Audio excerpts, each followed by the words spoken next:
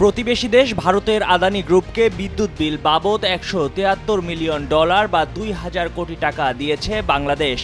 দেশটির ঝাড়খণ্ড রাজ্যে অবস্থিত আদানির গোড্ডা পাওয়ার প্ল্যান্ট থেকে যাতে নিরবিচ্ছিন্ন বিদ্যুৎ সরবরাহ রাখা হয়, তাই বিদ্যুৎ বিলের বকেয়ার কিছু অংশ পরিশোধ করল বাংলাদেশ। ভারতীয় সংবাদ মাধ্যম ইকোনমিক টাইমসের প্রতিবেদনে এ তথ্য জানানো হয়েছে। প্রতিবেদনে বলা হয়েছে, আদানি গ্রুপ বিদ্যুতের বকেয়া হিসেবে বাংলাদেশের কাছে পাওনা $843 মিলিয়ন। বাংলাদেশের রাজনৈতিক পট পরিবর্তনের পর নানা কারণে এই বকেয়া পরিশোধে জটিলতা তৈরি হয়। কিছুদিন আগে আদানি পাওয়ার বাংলাদেশে বিদ্যুৎ সরবরাহ অর্ধেকে নামিয়ে আনে, একই সঙ্গে চলতি সপ্তাহে সরবরাহ বন্ধ করার হুমকি দিয়েছিল। এমন অবস্থার প্রেক্ষিতে বাংলাদেশ বিদ্যুৎ উন্নয়ন বোর্ড $173 মিলিয়ন একটি নতুন লেটার অব ক্রেডিট বা এলসি জারি করেছে।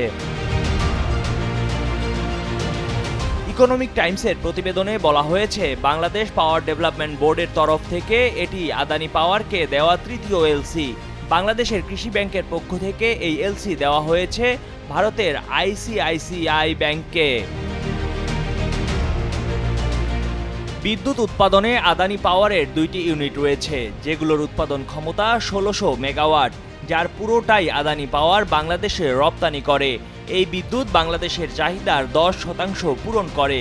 কোম্পানিটির কাছ থেকে 25 বছর মেয়াদে বিদ্যুৎ কিনতে 2015 সালে শেখ হাসিনা সরকার চুক্তিটি করেছিল।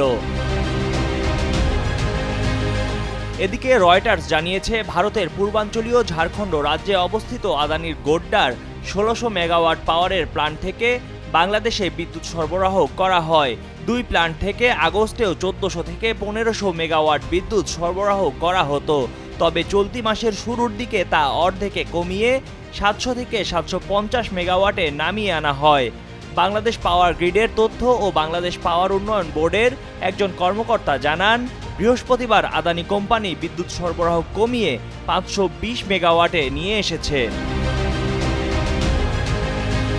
অন্তর্বর্তী সরকারের বিদ্যুৎ, জ্বালানি ও খনিজ সম্পদ মন্ত্রণালয়ের উপদেষ্টা মোহাম্মদ ফাউজুল কবির খান জানান, ধীরে ধীরে বকেয়া পরিশোধের চেষ্টা করা হচ্ছে, কিন্তু কেউ যদি বিদ্যুৎ সরবরাহ বন্ধ করে দেয় তাহলে বিকল্প ব্যবস্থা করা হবে।